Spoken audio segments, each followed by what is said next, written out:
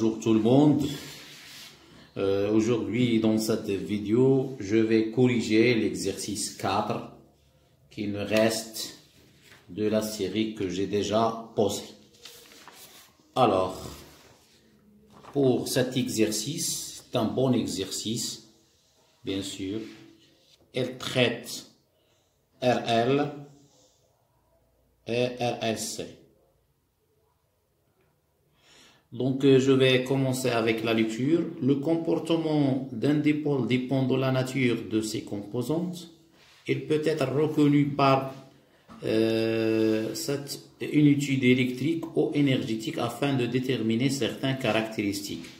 Cet exercice vise l'étude de la réponse d'un dipôle RL soumis à un échelon de tension ascendant dans le cas de deux bobines différentes. L'étude énergétique d'un circuit LC. Premièrement, le montage expérimental représenté sur la figure 1, donc sur cette figure, comporte un générateur de force électromotrice E égale à 6, d'un conducteur ohmique de résistance grand R, une bobine B, un interrupteur K. Donc on réalise une première expérience avec une bobine B1, L1, R1, puis une deuxième expérience avec une bobine B2, L2 et R2 égale à 0. Faites attention, ici, la résistance de la bobine 2 est nulle. À l'instant T0 égale 0, on ferme K et on enregistre à l'aide d'un dispositif convenable l'évolution en fonction du temps, de l'intensité et de T qui traverse la bobine dans les deux expériences.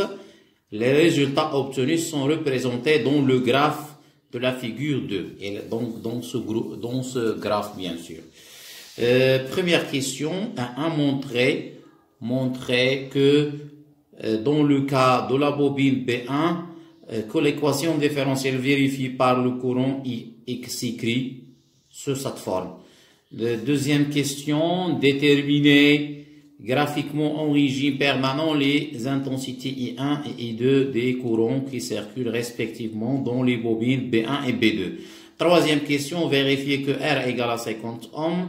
Et quatrième question, déterminer graphiquement les valeurs des constantes τ1 et τ2. Cinquième question, calculer les valeurs de R1, L1 et L2.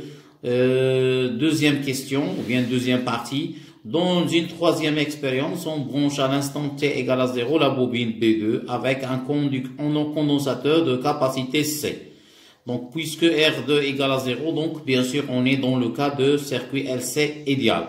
L'évolution de la charge du condensateur au cours du temps s'écrit Q de T égale à QM, cosinus de P sur T0 T. La figure 3, cette figure montre l'évolution de l'énergie électrique EE de T emmagasinée dans le condensateur.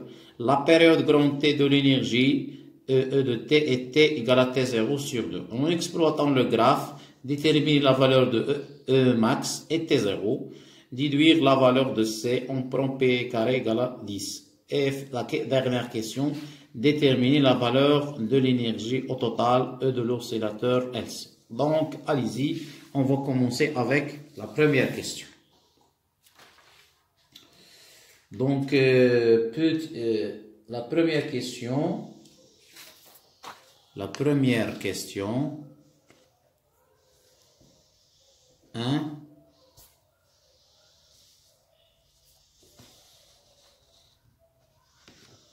donc 1.1,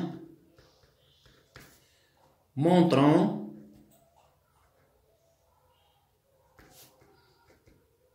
que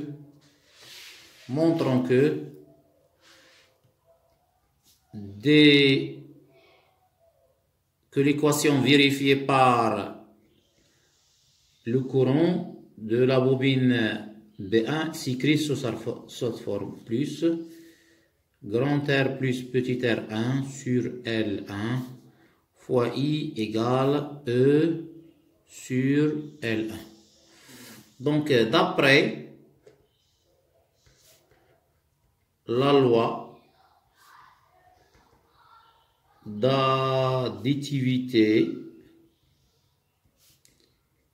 des tensions. On a UR plus UB1 égale à E. D'où, à quoi est égal UR? Donc, d'après la loi d'Ohm, UR, c'est R fois I. Et la tension aux bornes de la bobine UB1 s'écrit, c'est R1 fois I plus L1 D de I sur D de T égale à E. Donc, c'est facile. Je vais factoriser avec I. Alors, c'est L1 D de I sur D de T plus R plus R1 fois I égale à E. Maintenant, il suffit de diviser le tout par L1. Finalement,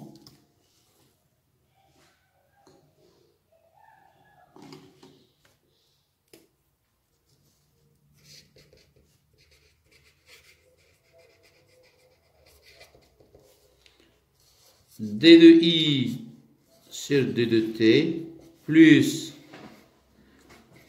R plus R1 sur L1 fois I égale CE sur L1.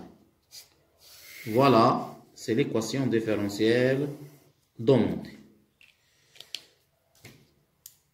Très bien, on continue. 1, 2. 1, 2. Déterminons graphiquement I1 et I2. Déterminons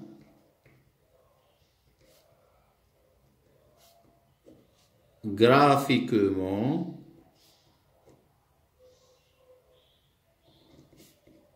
I1 et I2. Donc, c'est à partir du graphe. Donc, j'ai déjà, bien sûr, donc ici, c'est l'asymptote, ici, donc lorsque le régime permanent est atteint, je projette ici, je trouve I2, parce que c'est la courbe 2, et ici, je projette ici pour trouver I1. Ici, c'est la courbe 1. Donc, faites attention ici, deux divisions, c'est 0,02. Donc, bien sûr, je compte, je trouve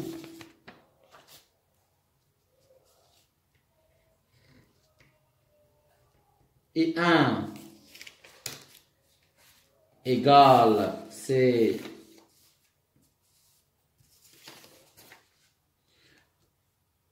0,10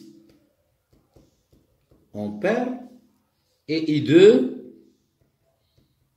c'est bien sûr c'est 5 divisions ici.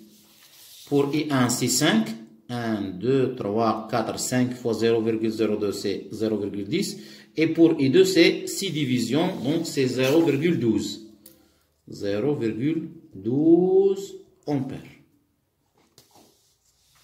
Très bien. Je passe à la question 1.3. Vérifions que R égale 50 ohms. Donc,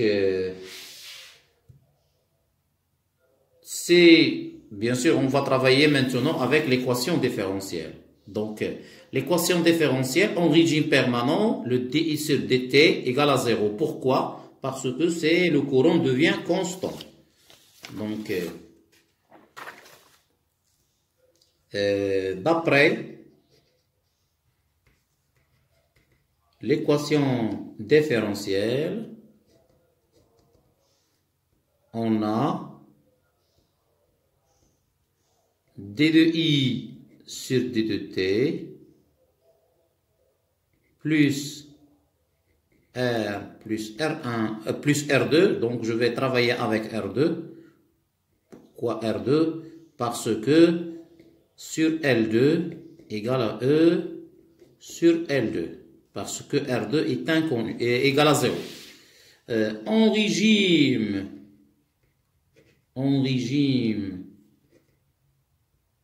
permanent, I égale à constante, ce qui implique que d de I sur d de T égale à 0. Alors, cette équation différentielle devient, c'est R, bien sûr, égale à 0, c'est R, donc ici c'est, j'ai oublié le I, donc R, c'est I2, c'est I2 ici, donc c'est D de I sur D de T, plus R2 qui est égal à 0 sur L2 fois I2, égale à E sur L2. Donc c'est R sur L2, fois I2, cette fois-ci c'est parce qu'il devient constant, égale à E sur L2. Je simplifie par L2, ce qui implique que I2 égale CE sur... Donc, je cherche R. Je cherche R. Donc, finalement,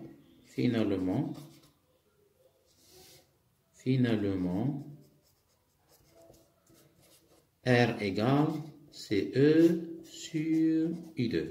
Voilà. Il suffit de faire l'application numérique. Application numérique. R égale, donc E, c'est bien sûr 6, c'est ça. Donc E, il est là, voilà le E, 6 sur 0,12. Soit R égale 50 ohms.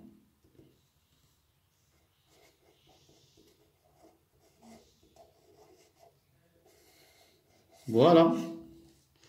Maintenant, je passe à la quatrième question.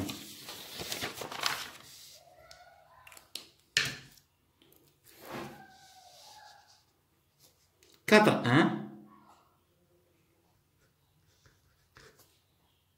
Déterminons graphiquement taux 1 et taux 2. Donc, graphiquement,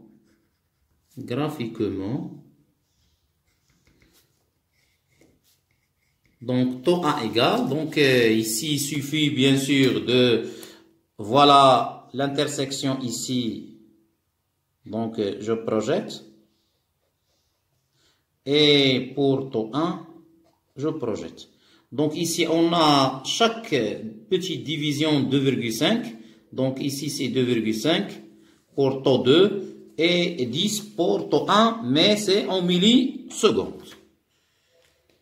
Donc, taux 1 égale à 10 millisecondes et taux 2 égale 2,5 millisecondes. Maintenant, je passe à la cinquième question. 1,5. 5,1. Bien, 1,5. C'est 1,4. Ici, c'est 1,4. C'est 1,5. Donc, la cinquième question, calculons les valeurs. Calculons les valeurs de, premièrement, R1, L1 et L2. Voilà. Maintenant, je vais commencer avec R1. On a à quoi est égal I1? On a I1 égale à c'est R, c'est E sur R plus R1. Implique R plus R1 égale à E sur I1. Donc, c'est quoi l'expression de R1? R1 égale c'est E sur E1 moins R. Voilà. Maintenant, application numérique. Application numérique. R1 égale, donc c'est 6 sur 0,10 moins 50. soit R égale à 10. Donc R1 égale à 10 ohms, bien sûr. Maintenant, je vais commencer à trouver L1. Donc,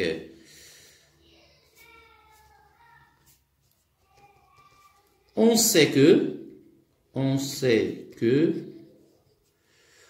taux 1 égale, c'est L1 sur R plus R1. D'où L1, c'est taux 1 facteur de R plus R1. Voilà. Application numérique. L1, c'est taux 1. Bien sûr, taux 1, il est là. C'est 10 millisecondes. Donc, c'est 10 fois 10 à la puissance moins 3.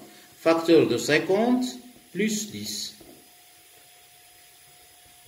Soit, donc L1 égale 0,6 Henri.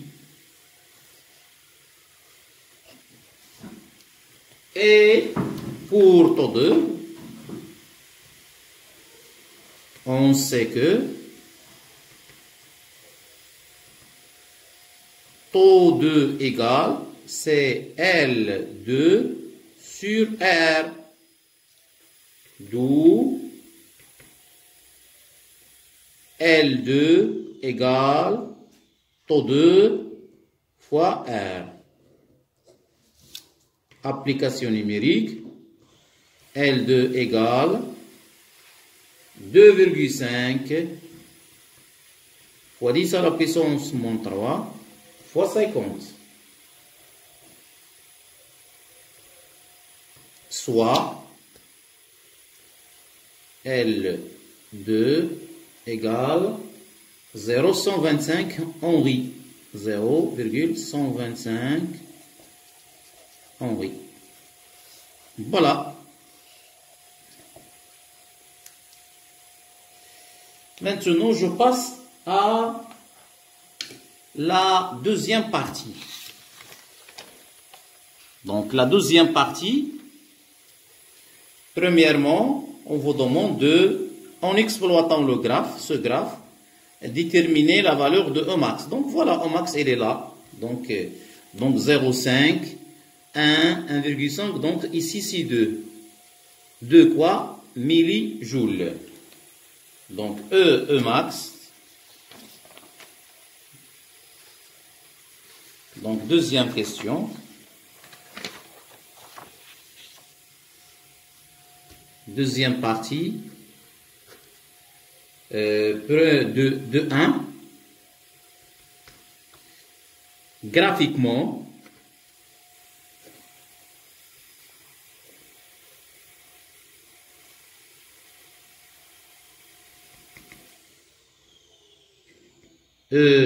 Emax égale 2 millijoules. Maintenant, je passe à T0. On a, donc à partir de cette courbe, je vais premièrement calculer T, parce qu'on a T, je vais calculer T0, et après je vais multiplier. Donc, je vais calculer T, je détermine T. Voilà le T. Donc, T égale 0, donc c'est 1,25. Donc, ici c'est 1, donc ici c'est 1,25. Donc, voilà, on a d'après le graphe, T égale, c'est 1,25 millisecondes. Or, T égale, d'après les données, T0 sur 2. T0 sur 2, ce qui implique que T0 égale 2 de T. Application numérique, T0 égale, c'est 2 fois 1,25, soit c'est 2,5. T0 égale 2,5 quoi millisiemens, bien sûr. Je passe à la dernière question dans cet exercice. Déterminons la valeur. Après, en déduisons la valeur de C. Donc, on sait que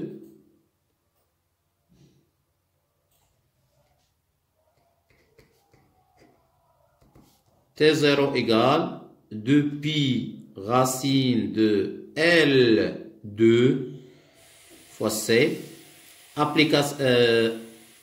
Alors, j'enlève au carré, c'est 4 pi au carré, L2 fois C.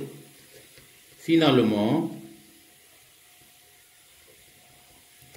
C égale, donc c'est T0 au carré sur 4 pi au carré fois L2. Voilà l'expression de C. Application numérique, C égale, donc c'est 2,5 fois 10 à la puissance moins 3 le tout au carré sur 4 fois 10 fois L2. Donc L2 on a trouvé, voilà, elle est là, c'est 0,125. 0,125. Donc je vais effectuer le calcul rapidement. Donc c'est 2,5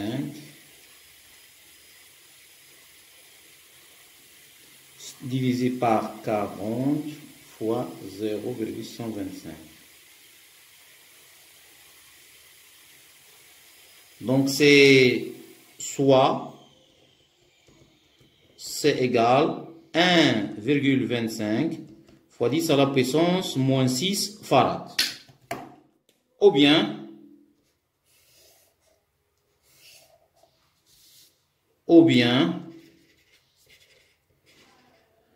c'est égal 1,25 microfarad. Maintenant, la dernière question. 2,2 déterminant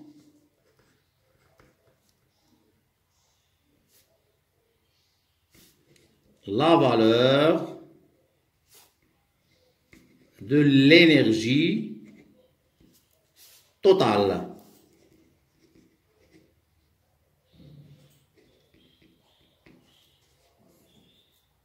Donc, puisque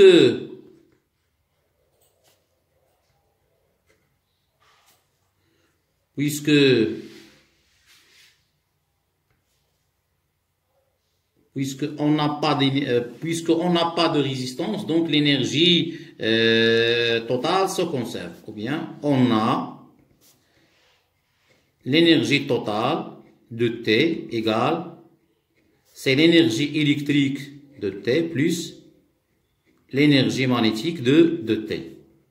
À T égale à 0, on a l'énergie totale de 0, c'est l'énergie électrique de 0 plus l'énergie magnétique de 0. L'énergie magnétique égale à 0. À T égale à 0. Donc, l'énergie au total, donc l'énergie totale égale à l'énergie électrique emmagasinée dans le condensateur égale à 2 millijoules. Donc, parce qu'on a conservation de l'énergie totale. Donc, voilà. C'est la fin de cette vidéo. Je vais poser en description cet exercice, bien sûr, le lien de téléchargement de cet exercice. Merci, à la prochaine vidéo.